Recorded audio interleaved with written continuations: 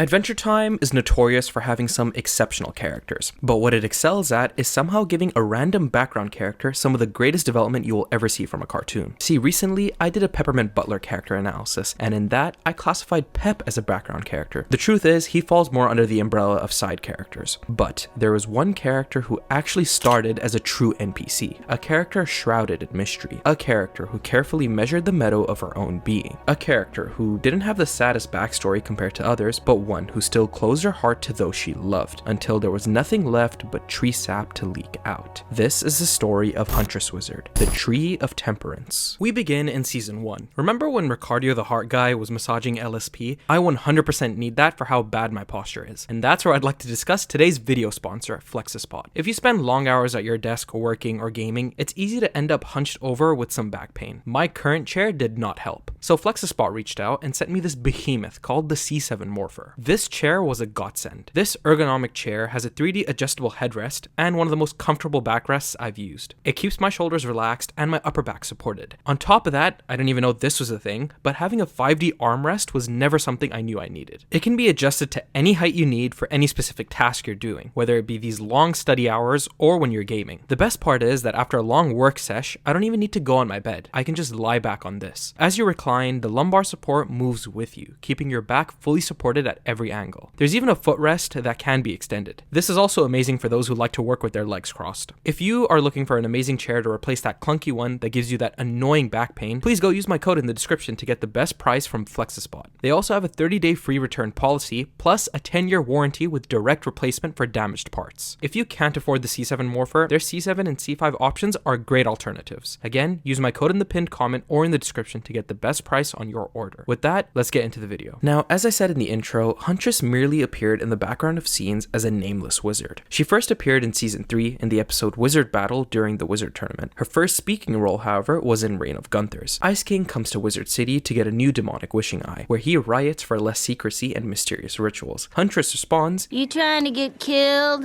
Ice King?" Then she just walks away. Yep, since day 1, this girl was mysterious and super closed off from everyone. She then goes on to make cameos throughout a bunch of episodes after this, but her first major appearance is all the way in season 7, in the episode Flute Spell. Jake tracks Finn down in the forest to see him playing his flute magnificently. With him, however, is the one and only Huntress Wizard. This episode starts playing up the fact that Finn has a new love interest that he's been keeping on the down low. Jake obviously gets super invested, but Huntress then stops Finn's playing and says, "This isn't working, Finn." Leading Jake to cry, thinking Finn got dumped again. He explains that it's not like that, massive cap, and explains how the situation even came to be. One day when he was bathing in a river playing his flute, Huntress approached him, entranced by his music. She asks him how he's able to play like that, and he shows his grass thorn sticking out of his palm, which basically plays the flute on its own. She believes that Finn's flute playing has qualities of a magic spell that can help in summoning an entity known as the Spirit of the Forest. For 2 weeks, Finn has been playing different songs, but nothing has worked. Huntress then comes up with an idea, stating that the reason things may not be working is because his flute is so fucked up. I mean, look at this shit. So she says they should grab a tusk from a wild thunder boar from the woods and use that as a flute. Huntress invites the two of them to crash at her place for the night, giving us one of the best exchanges between Finn and Jake. Ha!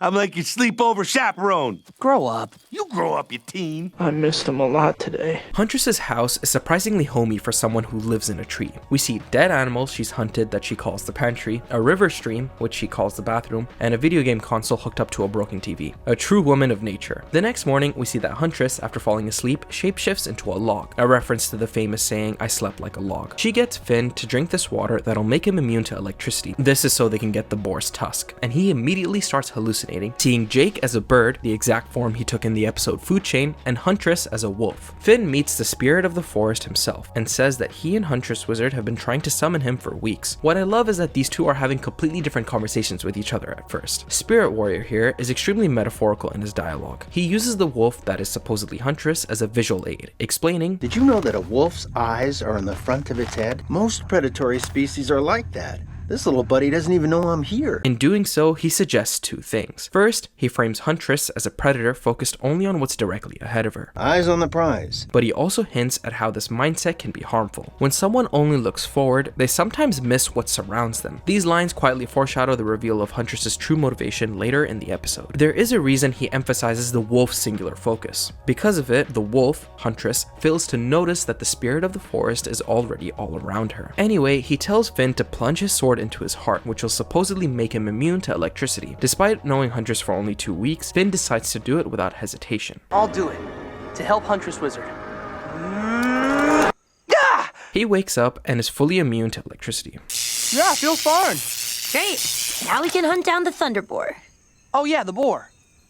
Try to stay focused. You try to stay focused. They hunt down the boar, with Huntress pulling this illegal move, digging deep into the soil and shapeshifting into a tree to knock it out, overpowered as Fwark. She carves the tusk into a flute and Finn plays it. Unfortunately, this still doesn't help. Jake, being Finn's wingman, says they should try to play together in harmony. The two do just that, and lo and behold, Spirit Warrior emerges in the flesh. Their conversation hints at a few things. For one, he claims that the reason he and Huntress drifted apart was that she grew accustomed to life in Wizard City, instead of living in nature. However, as we see throughout the episode, and through what Huntress says herself, she's been trying to return to her roots. When Spirit Warrior asks if she is truly ready to come back, he then turns to Finn and asks who he played his flute spell for. Finn admits that he played it for her. Huntress is stunned, and in that moment, she reveals a core part of her character. She says pretty plainly that she's afraid of being vulnerable and thinks that if she finds what she's looking for, she'll become soft. It's that softness that apparently drove her to Wizard City living, and more importantly, getting lost in what Magic Man said exists in all magic users: magic, madness, and sadness. This serves as foreshadowing for when we get to Huntress's backstory in Fionna and Cake. She then abruptly kisses Finn and admits that she was also playing her flute spell for him. This moment highlights another reason she failed to find the Spirit Warrior. Her focus was elsewhere. Her eyes were on the prize, and in this case, that prize was Finn, not reuniting with Spirit Warrior. She goes on to say that the two of them are exceptional beasts, and because of that, they cannot fall in love.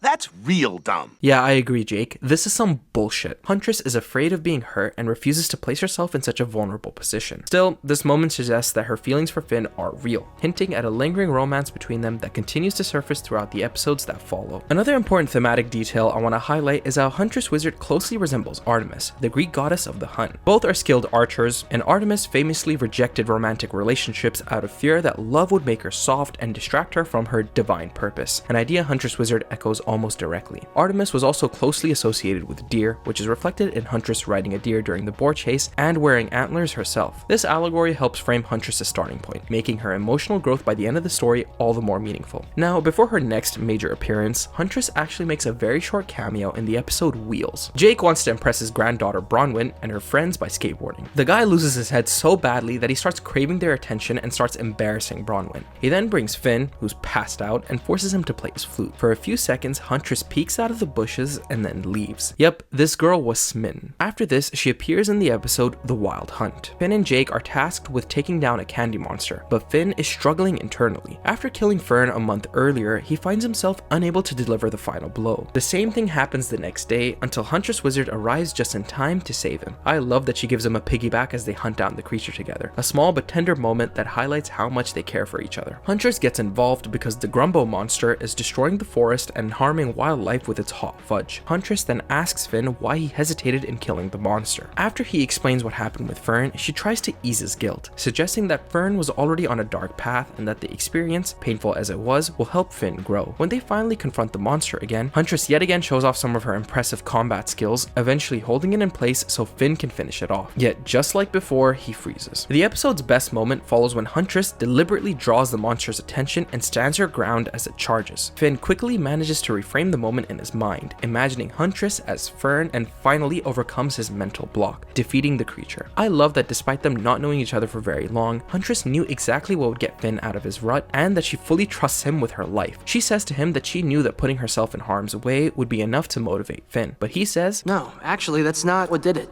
Yeah, right. We both know you're totally in love with me. The two then share another kiss. This episode deepens their bond and sets the stage for Fionna and Cake. Huntress then appears in the episode 17, attending Finn's birthday and giving him an elk's heart. It's this thing that helps him recover from Fern's brutal attack on him. In the finale, Huntress is seen battling against Gob in the Great War, which, while great, left Fintress fans yearning for more. At this point, their relationship is complicated. They clearly like each other, but because of what's happened in Finn's past relationships and what's happened in Huntress's past, they both don't want to cross that line for fear of getting hurt. Unfortunately, this will they won't they continues for years, which brings us to Fionna and and Cake. In season 1, Finn pulls a Hall of Egress on both him and Simon, and they accidentally stumble upon a place called the Heart of the Forest, a place he claims Huntress told him never to go to. Finn ends up fighting this magical green bear before landing on this spiked tree. At first, this seemed like just a throwaway moment as the rest of the season follows Simon traversing other universes with Fionna and Cake. However, in season 2, we learn that when Finn splits up with Simon to go find Huntress, he ends up passing out in a cave, seemingly from exhaustion. Huntress then stumbles upon him after hunting down a lion and is confused to see him. She tries to kick him awake, but he groans in pain, only for her to see those brutal scars on his back. She tries a variety of potions, but nothing works. She then manages to get him awake for a few seconds, asking him what poisoned him. He weakly says, "Fought a bear, Simon." Without hesitation, Huntress takes Finn to Simon in Wizard City, demanding he tell her what happened. Simon explains the encounter with the bear, and when he says that it happened in a place called the Heart of the Forest, Huntress is visibly terrified. She tells him to forget everything he saw and heard about that place before heading there herself. Oh, by the way, if it seems like I'm speedrunning a lot of these episodes, it's because I have full deep dives on each episode of season 2 of Fionna and Cake on my channel. Go check the playlist linked down below. Oh, and while you're down there, leave a like if you're enjoying the video, and subscribe if you're new around here. I make video essays on all kinds of shows, movies, and games, and for March, I'll be doing a huge Finn character breakdown. Subscribe so you don't miss out on that. The next episode opens in the past, showing Huntress Wizard as a young girl training deep within a forest. The art style is noticeably different here from the rest of the series, kinda resembling the pages of a children's fairy tale. This contrast is important because while the visuals seem innocent, the themes introduced are anything but. By framing Huntress's early life this way, the episode emphasizes how discipline at a young age can influence the way a person approaches the world. After all, fairy tales are all about early lessons. Huntress trains day and night trying to break open this rock with a stick, all the while Spirit Warrior watches her from the shadows. Eventually, she manages to split the rock open. Inside, she finds a sharp fang. Spirit Warrior congratulates her on finally breaking the rock, but then says, If you still seek power, the tooth must bite. Without hesitation, she slices her own hand off. Insane thing for a kid to do. A Spirit Warrior guides her to the heart of the forest, uttering that when she came to him a few years ago, he told her he'd show her the path she needed to move forward. We then meet Witch Wizard and this cult called the Green Wizards. Huntress puts down her hand near the tree and is given the Green Wizard powers we've seen her demonstrate throughout the original show. We even see her get her iconic mask. Witch Wizard tells Huntress she's a part of their cult now, but she coldly replies, No, I'm on my own. This scene is again build up for more of her backstory, which we'll touch on soon, as well as giving us some insight into Spirit Warrior and her relationship. I find it funny how in Flute Spell, Finn and Jake were arguing whether he was a mentor or an ex of hers. This confirms fully that he was her master. In the present, as Huntress approaches the tree that injured Finn, she's confronted by that same bear, who turns out to be Witch Wizard. She quickly realizes why Huntress is here, recalling the events of season 1 when Finn defeated her. Huntress says, Look, I'm only gonna take a little. This is gonna make sense in just a minute, and Witch Wizard goes on full defensive mode. She thinks Huntress told Finn the secrets of their powers and says that he deserves to die. It is that line that makes Huntress think back to Finn in his coma. I mean, look at the denial. He needs it. My friend. Keep an eye on this one, he's a bit of a loony. What? So because Huntress wants to protect her friend, the two engage in an incredible battle, backed up by a crazy soundtrack. I like how they shapeshift into different creatures to adapt to the fight. Witch Wizard then tries to bite Huntress with her crocodile form, but Huntress shapeshifts into her most iconic transformation. This moment is a cute reference to the episode's name. Huntress then traps Witch Wizard, who warns her that tampering with this tree could cause irreparable damage. Huntress ignores her plea and simply says, For Finn. Ah, sound familiar? I'll do it.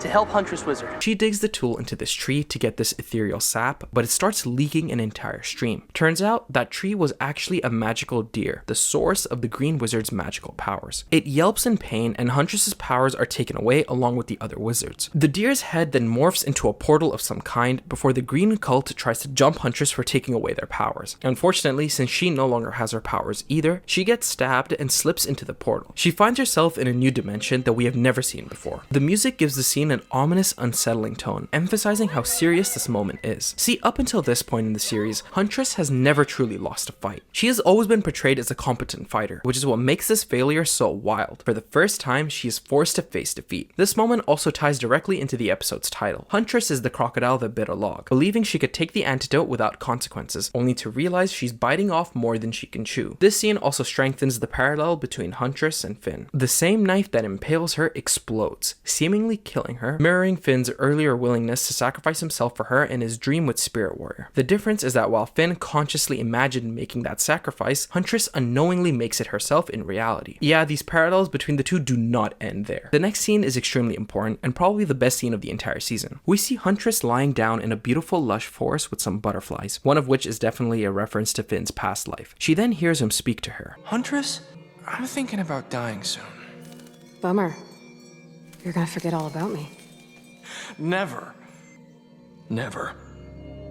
Yeah, when I first watched the scene, I became fully invested in their relationship. It's somber to see Finn accept death so quickly, and a little more heartbreaking that Huntress doesn't say anything more. But I guess it's enough for her in this vision to die leaning on Finn's arm. She wakes up back in that tree dimension, now just ahead. The branches of this dimension transform her body parts into seeds, and they make up her astral form. This is yet another parallel to Finn. Those same seeds land in several other universes, and she then hears a voice speaking to her. You wish to leave this place, little homie? Yes! You just gotta choose which direction you want to grow. Huntress then calms herself and focuses on the various sounds she can hear coming from the other universes, until she hears Simon utter the name Finn. She enters and finds herself in Fiona's dimension, with Fiona speaking to Simon over the phone. Unfortunately, she's now just a seed and has to wait patiently until she can grow into her original form. The issue is that because Fiona is so caught up with her plotline, she neglects to water the plant that has Huntress's seed form. As a result, she's growing much more slowly. After passing out from dehydration, she has a similar vision to the one Finn had back in Flute Spell. I love that for a brief second, we see the background design we saw back in the episode still, when Finn entered that astral mind dimension. It then transitions to this design before Huntress meets with Spirit Warrior. She asks him for help, and in classic fashion, he gives her 3 cryptic messages. Follow the beat to the roots. I use this to get underground.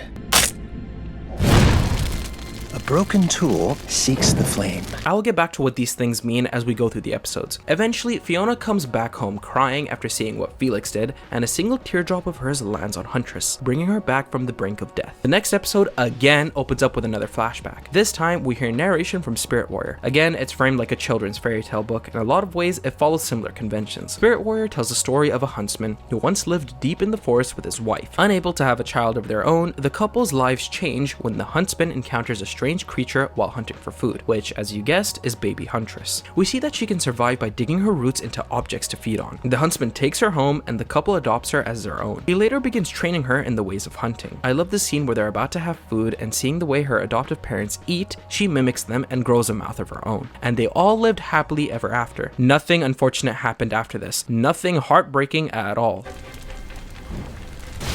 After finally finding a family, it is quickly taken away from her. As a young girl, Huntress is forced to bury her own parents, leaving her completely alone. With nothing else left, she retreats into the forest, shutting herself off from everyone. It is implied that a few years later, she encounters a Spirit Warrior, likely seeking his training so that she would never have to experience that kind of loss again. While her backstory may not be entirely original, it still works well for her character arc. The writers also aren't trying to frame it as this grand reveal. The scene is very brief. In the present, Huntress slowly begins to grow using residual tears from Fiona until she's able to grow legs. She does what she does best, hunt. When Fiona arrives home, she notices how weak Huntress looks and offers her food. This causes her to grow even more. She then takes Huntress to the supermarket where she absorbs all kinds of meat until she finally grows back to her adult self. Huntress nabs the apron from one of the workers and knocks him into a bunch of beetroots. This causes her to think back to what Spirit Warrior said to her in her vision. Beat, root, beat, heart, beat.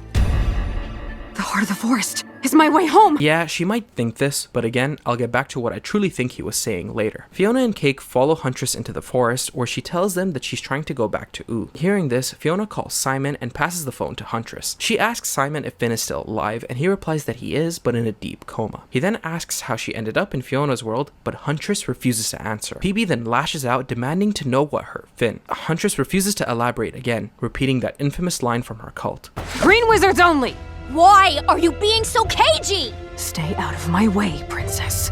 What? And just let Finn die? You can see that brief expression change on Huntress. In that moment, she's clearly reminded of her parents, and because she never fully processed that loss, her grief surfaces as anger. She lashes out and breaks the phone, before collapsing from exhaustion. Some additional context is important here. The poison that is affecting Finn is so powerful that it is both killing him and keeping him alive at the same time. Despite all her efforts, PB, one of the smartest characters in the show, is unable to find a cure. Not even the demonic wishing eye, nor Marceline attempting to turn Finn into a vampire have any effect. So while our main crew struggles to help Finn, Huntress tells Fionna and Cake about the Heart of the Forest and that she needs to find this world's version of it to get back home. Fionna tells her of the oldest tree in her city, and upon taking her to it, Huntress repeats that same ritual from when she was a kid, cutting her hand off. This time, however, nothing happens. Why? Well, it's because this isn't the Heart of the Forest, but in fact, the Tree of Fionna and Cake's treehouse. This episode demonstrates a new ability of Huntress's. She is able to enter plants and move through different points in time within that plant's lifespan. During this, Huntress and Cake have a brief time traveling journey that allows them to grow closer. Again, if you want to deep dive into these Fionna and Cake episodes, make sure to watch my season 2 playlist. Eventually, the two return to their own time and they reach out to Huntress's cut off hand. They get absorbed and Huntress re-emerges fully restored, signified by the return of her antlers. We now arrive at the first big episode of the season. Huntress meets her counterpart Hunter, and that night she has an interesting dream. She sees a baby version of Finn enter the room, another Finn from a different dimension, and she hallucinates him tearing the place apart. She then watches him rapidly grow into his 17-year-old self before he slams his arm into a sink, revealing his robotic arm. This overwhelms Huntress. Why did you have to be such a stupid, blundering meat sack?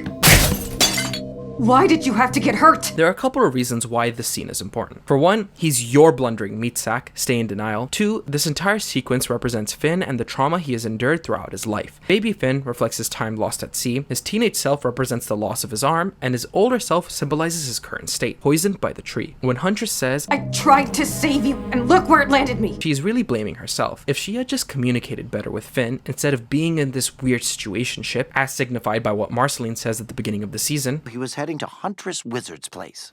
Wait, those two are back on again? it's clear their relationship is muddy. It's probably why Finn, upon entering the Heart of the Forest, didn't bother leaving back in season 1, because he wanted to get to know Huntress better. After all, he understands that Huntress has a deep connection to that place. Soon after, Cosmic Owl appears and tells Huntress that he's about to go give Finn a prophetic death dream. Hearing this, without hesitation, Huntress hunts him down and the two eventually enter the dreams of Fionna and Cake before he escapes. Back in the real world, Huntress explains the situation to the two and thinks of ways to reach Finn's dream before the Cosmic Owl. She then looks at Fionna, realizing that she's an alternate Finn, and asks if she has ever met him. Fionna replies that she's met a Finn, which we know to be Farmworld Finn. Using her green magic, Huntress brings them into Farmworld Finn's mind. He recalls meeting a Finn who once saved his life, prompting Huntress to say, "That sounds like him." My headcanon is that Finn at some point told Huntress about his adventure trying to save Farmworld Finn from the Lich back in the episode crossover. Together, they enter Finn's dreams and form a plan. Huntress and Farmworld Finn prepare traps for the Cosmic Owl, while Fionna tries to keep Finn alive as clock monsters close in, symbolizing that his time is running out. The sequence becomes really disturbing, as Finn dies in some of the most gruesome ways imaginable. Now, there's one more thing I wanted to mention. During season 1, it was heavily theorized and later confirmed in season 2 that Farmworld Finn's wife was a version of Huntress Wizard. However, in this episode, there's no indication of that at all. I really wish there had been something, maybe a meaningful look Farmworld Finn gives her, or a small line of dialogue to confirm that connection, but there's absolutely nothing. It would have been nice to see at least a subtle hint while they were working together to set traps for the Cosmic Owl. As it stands, the only thing we can really infer is that how well they work together is meant to be enough. Eventually, Cosmic Owl arrives, and in his final stand, he charges at Huntress, and at the same time, Finn is killed once more. And so, I present to you, ladies and gentlemen, the most insane thing Huntress has ever done. She successfully kills the Cosmic Owl. Thankfully, she had done this just a second before Finn died, so that buys her more time to find a cure for him IRL. Huntress then goes to him and says, "I know you're only dream, Finn,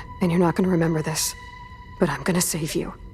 I love you, Huntress. Unfortunately, she doesn't say it back. Even when Fionna urges her to tell Finn what he means to her, she can't bring herself to lower her guard. Now, of course, actions speak louder than words. Killing a deity to save Finn clearly means she loves him, but Dream Finn never sees that. All he hears is her silence. And because she doesn't say it back, this plants a seed of doubt in Finn's mind about how Huntress truly feels about him. The next few episodes are a bit of filler, so I'm just gonna speedrun them a bit. The only important thing Huntress does in the next episode is go up to DJ Flame and say, "How could you be so heartless?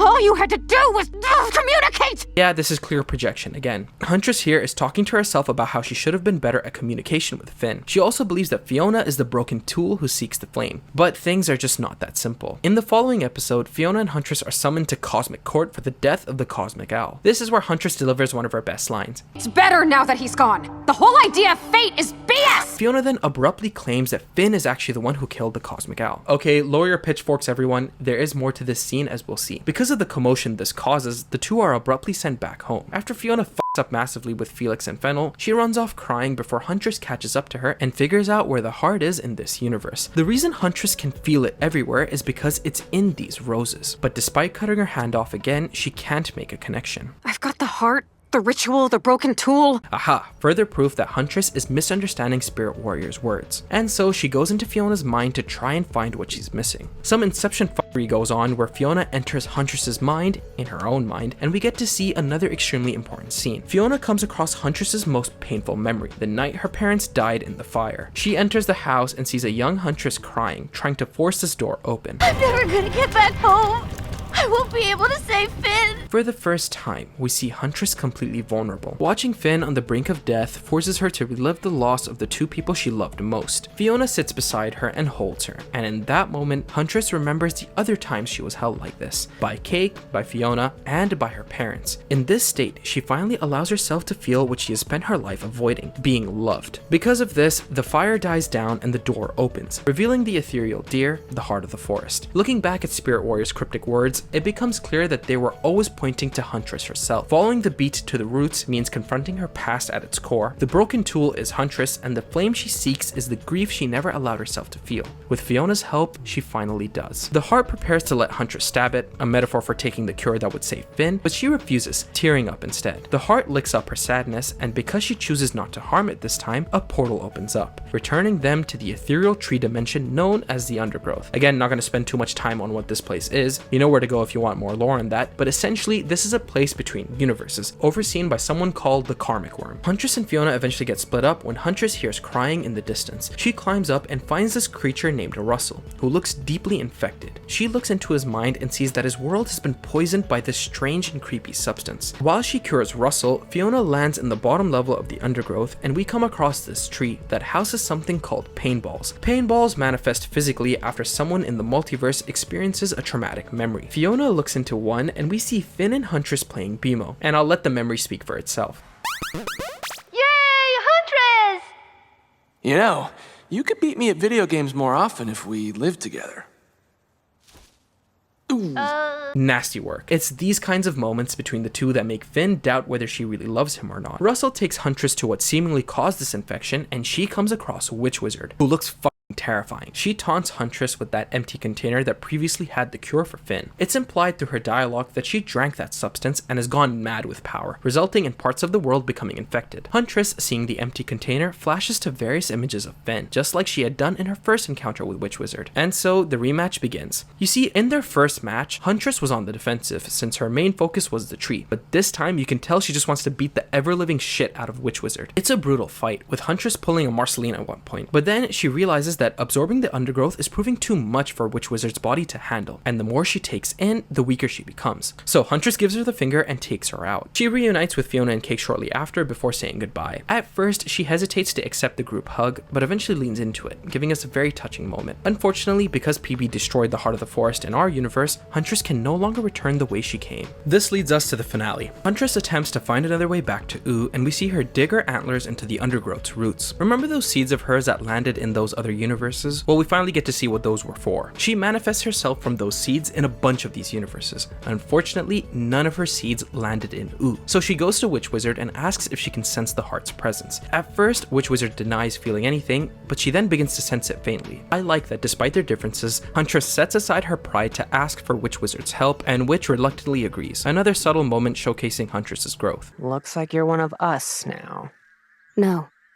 I'm on my own. After the two join hands, their souls travel across the roots of the Undergrowth together. While this is happening, we cut back to Finn, who's grown so old and frail his body is basically decomposing. PB decided to have his consciousness uploaded into a computer like Minerva's. The imagery here is so vile. We see that the blood of his body has been entirely replaced by the poison. However, at the last minute, Finn's scar begins to glow and Huntress and Witch emerge from it. Now, it's kind of hard to explain how this works, but I guess that since Finn got the injury from the heart of the forest, that scar was the last link to it, allowing Huntress to come through. She tries to heal him with her powers, but of course it just isn't enough. And so Huntress does the only thing she can do. She reaches out into the multiverse like she's Goku. She manifests herself in those different universes once more, this time all at once, fusing her life energies into one and injecting that into Finn. This seemingly brings him back to life, but again, things just aren't that simple. Finn's eyes are lifeless. His body may have been cured, but his soul, that's a different story. Now, a major theme throughout Huntress Wizard's entire arc is grief. Grief can change people in many ways. Sometimes it brings you closer to those you love, making you appreciate them more. Other times it does the opposite, causing you to shut down and push people away. In Huntress's case, she chose the latter. After her parents died, she became focused on gaining power, which led her to seek out the Spirit Warrior. Through his training, she gained her green wizard abilities. While the show does not reveal much about what happens between this moment and the present, small details suggest that she continued training before eventually leaving the forest and adopting a more Wizard City-centered lifestyle. It's that grief she was never able to process fully that made her so quiet and guarded. That is, until she met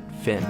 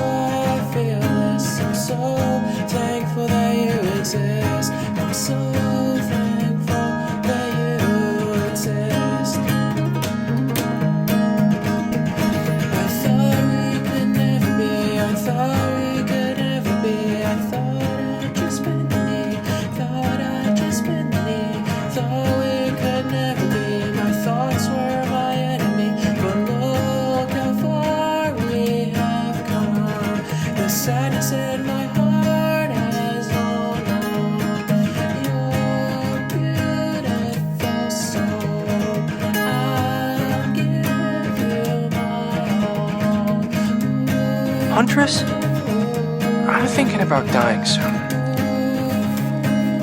Bummer. You're gonna forget all about me. Never. Never.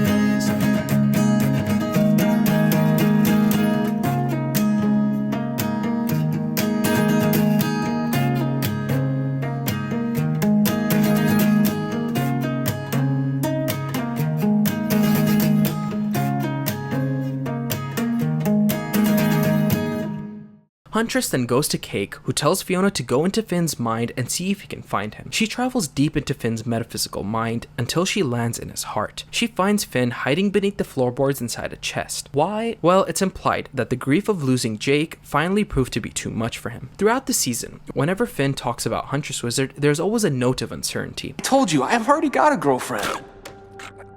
Kinda. It's implied that after Jake's death, Huntress was one of the few things keeping Finn going. But when she hesitates to commit, acting awkward when he asks her to move in, or never saying that she loves him, Finn retreats into himself. This also explains why we see the flute from Flute Spell hidden away in this crawl space. To Finn, it represents his love for her, and when he begins to doubt that she feels the same, of course he would choose to hide it. Again, all of this traces back to Huntress's unresolved grief and her inability to fully open up. Thankfully, Fionna steps in and tells Finn everything Huntress has been doing to try and save him, making it clear that there is no doubt about how she feels. After their heart-to-heart, Fionna pulls Finn out, and his soul is finally restored. Huntress, with not an ounce of hesitation, pulls him in for a kiss, and all fans in unison cried out, "Fucking finally!" In the final scene, we see Huntress teaching all the green wizards how they can use their green magic for good. I love that Finn is there too, implying he moved in. This girl is now not letting Finn out of her sight for 1 second. We also get to see Spirit Warrior one more time, who hits us with one of the most goated lines in the show. The straight line teaches the curve to bend. The perfect cherry on top to end off Huntress's arc this season. Huntress Wizard began the show as an NPC in the grander narrative of Adventure Time, a background character with minimal speaking roles that somehow got more depth than some of the main characters in the show. As I stated earlier, a big part of her story was how grief transformed her. Now again, people handle grief in all kinds of ways. There is no right or wrong here, but there are healthier ways to cope and unhealthy ways. In my opinion, Huntress shutting herself off and putting up these metaphorical barriers not only hurts herself, but the people around her. Grief is supposed to be something temporary. That's not to say it goes away, sometimes it doesn't, but those initial waves of despair and dread lessen as time goes on. Unfortunately though, if we look at Huntress as an example, she got so used to building these walls that she eventually became a wall herself. As a result, when she found someone she had a genuine connection with, she ended up hurting him. But thankfully, after spending some time with Finn's counterpart and looking deep inside herself, she was able to extinguish the fires of her trauma and let herself feel, let herself love. It's fitting that Huntress ended up with someone like Finn, someone who has shown time and time again to be deeply connected to nature, his grass arm being a huge example of that. Plus, I'm just giddy to finally see my boy get a happy ending. In many ways, Huntress Wizard is similar to Marceline. Both struggle to share their inner turmoil with those they care about, choosing silence over what they fear might become a burden. And I mentioned that Marceline shares a lot of similarities to Dante from Devil May Cry. Huntress shares a key similarity with his brother Virgil. When Dante and Virgil's home was attacked and their mother was killed, Virgil shut himself off from others and devoted himself to a single pursuit: power. To Virgil, might controls everything. Without it, nothing can be protected. Similarly, Huntress's grief hardened her, drawing her away from connection and towards self-reliance. It is implied that after the loss of her parents, she sought out the spirit warrior and obtained green magic to ensure she would never be helpless again, and to protect those she might one day allow herself to care about. Grief shaped Huntress into someone careful and guarded. This wasn't because she couldn't feel, but because she felt too much, and eventually, the only way she could survive was by limiting her emotions. Thankfully, her story showed how she can overcome the kind of horrors grief can turn into. She learned to find balance. She learns that strength does not come solely from power or isolation, but from knowing when to let others in. Her growth follows the measure of the meadow. The pain of her past remains, but it no longer controls her. Like a tree that bends without breaking, Huntress Wizard is the Tree of Temperance. If you're new around here, please subscribe. According to my analytics, a majority of you who watch my videos are not subscribed. Again, Finn's character breakdown is coming next month, and I guarantee you will not want to miss that one. If you made it to the end of this video, thank you so much. This is a video I've been wanting to do for a while, and if you enjoyed yourself, please leave a like. If you want to support me further, please consider joining my Patreon, and please follow all my socials down below. And if you want to interact with me, join my Discord server. If you like the way I tell stories, consider grabbing my book The Shattered Absolution, heavily inspired by Adventure Time and the other shows I cover. I would greatly appreciate the support, and I want to thank you once again for watching.